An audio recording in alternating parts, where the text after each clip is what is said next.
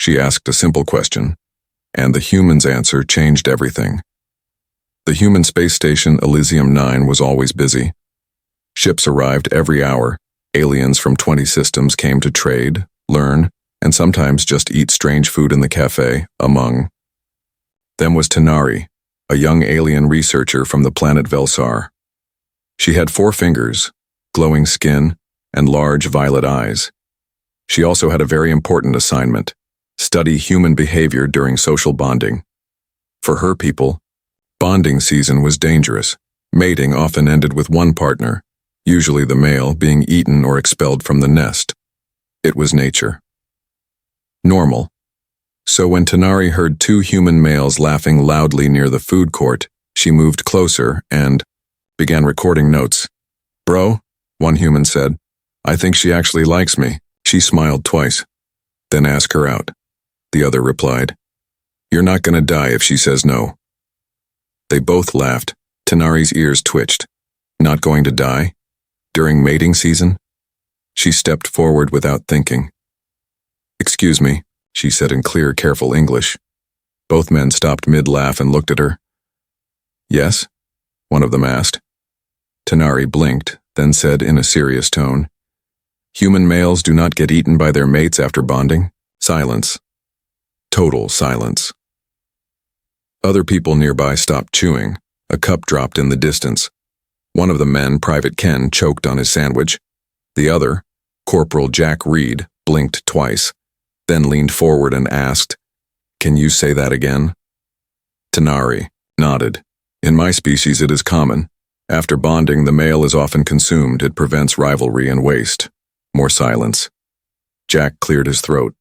"No, humans don't do that." Tanari tilted her head. "No digestion? No limb removal?" Jack coughed. "Definitely not." She took out a glowing notepad and began typing. Observation 1. Human bonding is non-lethal.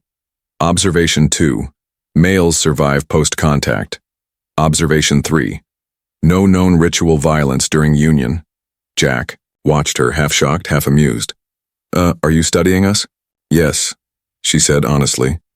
"Your species is strange but fascinating." Ken leaned closer. "Is this for science?" "Yes." Jack grinned. "Then maybe I should give you a full report." That's when the station officer walked by and called out, "Hey Reed, stop flirting with the alien girl and get back to work." Ken laughed. Jack sighed. Tanari blinked again. "Flirting? What is flirting?" She followed Jack. "Excuse me," she said, walking beside him. "You offered a report?" He looked over, smiling. "That was a joke." She frowned. "I don't understand. I want real answers." He paused. "You're serious?" "Extremely." They sat in the station's lounge area. She pulled out her notepad again, her eyes focused. "Please explain your bonding process." Jack leaned back. "Well, humans form connections slowly. We don't just pick someone during a cycle." She nodded. "No seasonal heat?" "Nope." "Then how do you know when to mate?" Jack laughed. "It's more emotional. We date, talk, spend time, then maybe, if we both feel something, we take the next step." Tanari looked confused. "No challenge? No final battle?" Jack raised an eyebrow. "Do you want there to be?" She shook her head. "I'm just surprised. On my planet, mating is about dominance, but you make it sound like trust." Jack looked at her seriously now. "That's exactly what it is." Tanari didn't speak for a moment. She was processing. Trust, mutual decision, no bloodshed. It was beautiful and strange. Later, she returned to her room and recorded her first log entry. Day 1. Humans do not kill their mates. They offer food, smiles, time. This is either the safest mating system in the galaxy or the most dangerous one of all. She paused the recorder and stared at the wall. Something inside her had changed, and she wasn't sure what it was yet, but she knew one thing. She wanted to learn more about Jack Reed. She studies human mating habits and starts feeling strange herself. The next morning, Tanari returned to the station cafeteria with 2 things: her glowing notepad and her full attention fixed on one human in particular. Corporal Jack Reed was sitting near the window, sipping coffee and watching old news on a small screen. He didn't notice her at first, so she walked right up to him and said, "I would like to observe you today." Jack nearly dropped his cup. "You mean, like follow me around?" "Yes," she said with a serious face. "For research. I want to understand how human males behave with potential mates." Jack blinked. "Is this going in some kind of alien science report?" Tanari nodded. "Volume 3. So that's how it began." She followed him from place to place, to the repair bay, to the med center, to the ship docks. She took notes on everything. Human Jack greets friends with shoulder pats, smiles when female crewmates wave, brings hot drink to injured officer. She recorded it all. But what she didn't record was how her own pulse began to change. By the second day, she noticed something strange. When Jack smiled at her, she felt warm inside. When he joked, her body reacted oddly. Small shakes in her chest, fluttering in her hands, even a strange need to look at his mouth when he spoke. "Is this fever?" she wondered. She visited the med unit and scanned herself. No illness, no infection, just high levels of oxidal signals, a bonding chemical in her species. She gasped. "This can't be." She ran tests again, same results. "Early signs of pair bonding. Response," the machine said. Tanari froze. "But he hasn't even touched me." She rushed back to her room. She locked the door, then sat on the floor. Her thoughts raced. How can I bond without physical contact? I didn't even show him my scent markers. Why is this happening? Her species usually bonded by instinct, after close interaction or shared danger. But with Jack, all she had done was laugh, talk, listen, and it had triggered something deep inside her. Later that evening, she opened her notepad again, but this time her hands shook slightly. She typed slowly. Day 2. Human contact creates mental stimulation. Unexpected, possibly dangerous. May lead to emotional pair bond without physical trigger. Jack Reed continues to smile. I am no longer sure this is safe. She stood up and paced the room. Must stop, she said aloud. This is unprofessional. I am a scholar, not a mate. Just then, her door chimed. She jumped. Jack's voice came through the speaker. Hey, just checking in. You okay? She stared at the door, then answered. I'm fine, just, studying. He chuckled. Let me know if you want more data. She bit her lip, then whispered, I think I already have too much. When he walked away, she touched her own chest. Her heart was racing again, but not with fear, with wanting, and for the first time in her life. Tanari was afraid of her own feelings, not because they were bad, but because they were completely human. Her species sends a warning, and demands. She return. The stars outside Elysium 9 were quiet, but inside the research dome, Tanari was. She paced the room, hands behind her back, trying to focus. She had just confirmed it through her scans again. Her body was reacting to Corporal Jack Reed, not just reacting. Bonding. Her people called it Korath phase, the beginning of emotional imprinting, and once it began, it could not be undone. Suddenly, her tablet blinked. A red message. Urgent communication from Velsar Council of Purity. Her eyes widened. She pressed accept. The face of Elder Ralan, her mentor, filled the screen. His eyes were sharp, voice cold. Tanari, we have received your data logs. Is it true you've begun bonding with a human? She hesitated, then nodded once. Yes, Elder. It began without my intention. His voice dropped. You must return home immediately. Why? She asked, confused. I have not broken any rules. Because humans are not safe for emotional entanglement. They are unpredictable. You risk full imprint. She frowned. But he has not harmed me. He listens. He protects. He is kind. The elder leaned forward. That is how they lure you. With soft words. Then they abandon you when your cycle ends. You are a scholar, not a pet. Tanari's throat tightened. I came to learn. And I have. But this feeling is real. I don't want to run from it. The elder's tone grew sharper. You will board the next shuttle. You will forget this mail. And if you do not, your position, your title, and your future with the science cast will be erased. Then the screen went black. Tanari stood frozen. They were serious. She had one night to decide, leave Jack and return to her people, or stay, and lose everything she had worked for. That evening, Jack found her sitting alone in the garden dome. She didn't speak. Just watched the leaves float in the artificial breeze. He sat beside her. You've been quiet all day? She nodded. Received a message from my homeworld. Bad news? She looked down. They want me to leave. Now. They think. You're a danger to me. Jack raised an eyebrow. Me? I'm dangerous? She smiled faintly. Emotionally, yes. Apparently. He didn't laugh. He didn't tease. He just said, Do you want to go? That question broke something inside her, because no one had ever asked what she wanted, not even her own kind. She looked up at him, eyes shining. I want to stay, but if I do, I lose everything. Jack leaned closer. Then maybe it's time to stop following the path they gave you, and make your own. She stared at him. Her heart beat faster. The bond deepened, and this time, she didn't stop it. Later, that night she sent her final message home. I will not return. You asked me to study humans. I did. And I found one who showed me what real connection means. I will not fear that. Not anymore.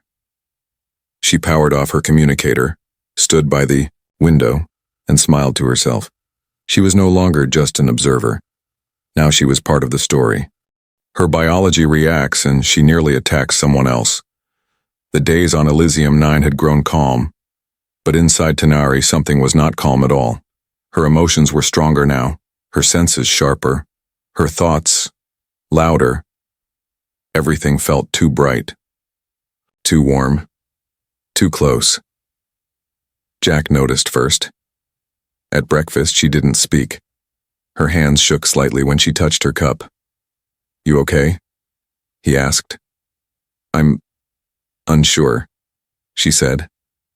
Something is changing. Inside me. She ran more scans that afternoon. Her heart rate had increased. Her eyes glowed more than usual. Her scent glands were active, far too early for someone not in full mating phase. Korath phase advancing faster than expected, she whispered. Why now? Why this strong? She tried to stay calm, to stay scientific, but her body wasn't listening anymore. That evening, during a routine station meeting, a junior technician, Private Lang, bumped into her by accident in the corridor. Oops. Sorry, Doc, he laughed. But the moment his hand touched her arm, something inside her snapped. Her skin lit up bright blue. Her eyes narrowed. She turned to him fast, teeth clenched, breath sharp. A deep instinct roared from her chest. She almost struck him. Almost. But then Jack appeared. He placed a hand on her shoulder. Not tight, just warm, steady. Her light faded, her heartbeat slowed. She blinked, like waking from a deep fog. Lang stood frozen, terrified. I didn't mean to. Jack held up his hand. It's okay, go. Lang ran. Tanari dropped to her knees. I almost hurt him, she whispered. Jack knelt beside her. You didn't. I could have. He looked into her eyes. But you didn't. She shook her head, tears forming. My people were right. I'm not stable. Jack touched her hand. No. You're evolving. You're feeling more. It's overwhelming. But that doesn't mean you're dangerous. She looked at him, her voice shaking. What if next time? I don't stop. Jack helped her up. Then I'll be there to remind you who you are. She stared at him. You still trust me? He nodded. With everything. Later that night, she sat in the quiet garden, hands pressed together. She thought about home, about the warnings, about instinct and biology, and about Jack's voice, steady, calm, strong. You didn't hurt him. You stopped. You're still you. That night she made a decision. I will not be ruled by old instincts. I will not be just a creature of biology. I will learn to feel without fear. And she knew. She couldn't do it alone. She needed him, not just to hold her back, but to help her move forward. She confesses the truth, and the human's answer leaves her speechless. The next morning, Tanari stood in front of her mirror, hands resting over her heart. She had made her decision. It was time to stop hiding. She found Jack in the hangar bay, helping a team fix a damaged shuttle. He was laughing with a few engineers, sleeves rolled up, face smudged with oil. Tanari didn't smile. Not this time. She walked up to him and said, I need to speak with you, alone. His smile faded, but he nodded. They went to the garden dome, her favorite place, where she always felt calm, even when she was afraid. She stood in the middle of the dome, hands folded tightly. He waited, quiet, patient. Finally, she spoke. I have not told you everything, about my kind, about myself. Jack raised an eyebrow. Okay. Tanari looked away. In my species, bonding is not like yours. It is not gentle. It is not safe. Jack stayed silent. She continued. When we form a full pair bond, one of us usually dies. It is instinct. The body sees love as a final surrender, a sacrifice. Jack's eyes widened slightly. But you said you weren't in that cycle yet. I wasn't, she whispered. But I am now. Silence. She looked at him carefully. I have fought the urges. I have studied them. But my body is still preparing. It sees you as a mate. And that means... She took a deep breath. It means I might hurt you, Jack. I don't want to, but I might. And if you stay close, I don't know if I can control it. Jack stepped forward slowly. Not afraid, just thoughtful. You're saying your biology thinks bonding equals death? Nodded. And you're scared it'll make you do something terrible. Another nod. Then Jack said something she didn't expect. Not a joke. Not fear. Just simple words. Then let's break the rule. Tanari blinked. What? Jack smiled a little. If your kind believes love ends in death, maybe they just haven't tried it the human way yet. He stepped closer. I trust you, Tanari. Not your biology. Not your fear. You. Her voice trembled. I don't know what will happen. Then let's find out together. She couldn't stop the tears that came next. Her species didn't cry often. But now she understood why humans did. Because when your heart was too full, it had to release something. She whispered, I didn't want to fall for you. Jack smiled gently. But you did anyway. She nodded and whispered, I love you. Jack stepped forward and wrapped his arms around her. She didn't fight it. Didn't pull away. Her body lit up with soft blue light. But she didn't break. She didn't strike. She just stood there. Safe, whole, and finally at peace. Her mating season begins, and she fears. She might hurt him. The station's calendar turned quietly. No alarms, no warnings. But inside Tanari's body, the change had begun. She woke with heat in her chest. Not, fire, but a rising energy. Like stars moving beneath her skin. She stood in front of the mirror. Her eyes glowed deeper than ever before. Her fingers pulsed with light, and her heartbeat sounded like thunder in her ears. It's time, she whispered. The bonding season has begun. In her culture, this moment was sacred and feared. It was the phase where emotions, instincts, and biology blended. And if the bond wasn't stable, it could end in disaster. Even death. She spent the morning locking herself in her quarters. She sent one message, "Jack, don't come near me, please, I can't trust myself." His reply came instantly. "I trust you, let me in." She didn't answer. She sat on the floor, trembling, not from pain, but from fear. What if I fail? What if I lose control? What if I hurt the only one who ever cared? Hours passed. She heard footsteps outside, then his voice. "I'm not going away." Silence. Then a softer voice. "I'm not afraid of you." She couldn't stay silent anymore. Her voice cracked through the door. "You should be." The door opened. Jack stepped in. She stood up fast, body glowing bright blue. "Why did you come in here?" "Because you don't need to face this alone." "But I might hurt you." Jack nodded. "You might." He stepped closer. "But you might also prove your kind wrong." Tanari's energy swirled around her like wind. Her hands shook. Her chest felt tight. She reached out, fingers touched his shirt. Her breath hitched. Nothing happened. No pain, no attack. Just warmth, connection, peace. Jack took her hand, held it firm. "Whatever this is, I'm not leaving." She looked at their joined hands. No violence, no blood, no fear. Just two people, choosing each other. She stepped closer. Her forehead touched his, and the light in her body began to settle. Slowly, gently. Tanari whispered, "The bond didn't make me dangerous, my fear did." Jack smiled softly. "And what are you now?" She looked up, not afraid. That night she fell asleep in his arms. Not as a creature of instinct, not as a study subject, but as a woman in love, learning to trust. Something new, something powerful and beautifully human. She was born to take life during mating season, but found love instead.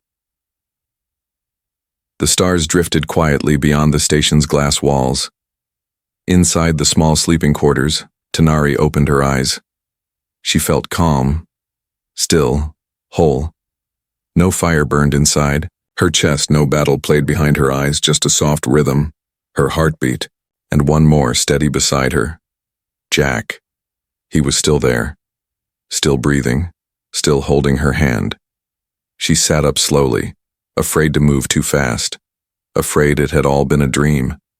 But when he opened his eyes and smiled at her, she knew. It was real. "You're alive," she whispered. He chuckled. "Little disappointed I didn't get eaten, honestly." She blinked, confused. He laughed. "Kidding. Very glad to still be here." Tanari looked at her hands. They were no longer glowing wildly, just warm, comfortable, in control. "This shouldn't be possible," she said quietly. "No one from my world has ever made it through bonding season without loss." Jack sat up. "Maybe your world just never gave love a real chance." They left the quarters together and returned to the garden dome. Word had already spread. Scientists, diplomats, researchers, they came to see her. Not as a threat, not as a creature, but as a breakthrough. Captain Elia called it the first peaceful Belsari bond ever recorded. Tanari didn't care about the headlines. What mattered to her was what she felt now. Not instinct, not fear, but choice. She stood in front of a group of scholars from both Earth and Velsar. Her voice was calm. "I was born into a system that said love was survival, and survival meant destruction." She looked at Jack, but he showed me another way, a way where both hearts beat and both walk forward together. Her people had once warned her, humans are dangerous. Now she understood the truth. They are dangerous to old ideas, dangerous to fear, dangerous to everything that told her she couldn't choose happiness. Later, as they walked down the corridor together, Jack asked her, "What happens now?" She smiled. "I write a new study." "About me?" She nodded. "And about us." He grinned.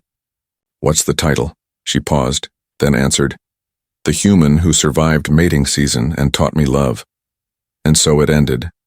A girl born to follow instinct, a man raised to fight wars, and a bond that rewrote the rules of two worlds.